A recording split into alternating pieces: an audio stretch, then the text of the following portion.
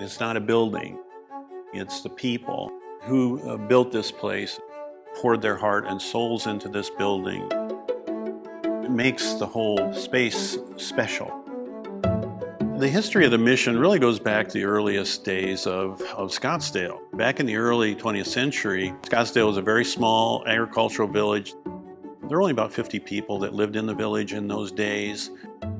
In the run-up to World War I, cotton was a booming commodity. About 25 families from Cananea, Sonora, Mexico, a little mining village. They left there to come here and establish a life and work in the cotton fields. And those families were the first real Catholic population in this area. They wanted a place of their own to worship. They set about to construct this church. They created about 14,000 adobe blocks in a mud pit just east of here. When it was completed, the first Mass was said here on October 15th, 1933.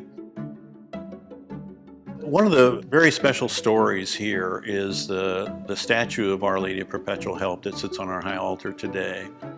In the mid-1940s, during World War II, the Dominguez family, their daughter was engaged to a gentleman named Raul Noriega, who was in the military, was captured prisoner of war in Europe. The mother prayed to Our Lady that if Mr. Noriega was brought back safely so that he could marry their daughter, that she would have a statue created. Raul Noriega came back safely from the war, married their daughter. The mother remembered the commitment and had this beautiful statue commissioned and built in Guadalajara, Mexico. And that was brought here in 1950 and placed on the high altar that is here today. I think it's very important for future generations to see this place, to understand the history of Scottsdale, understanding who built this place and why they built it and the dedication they had.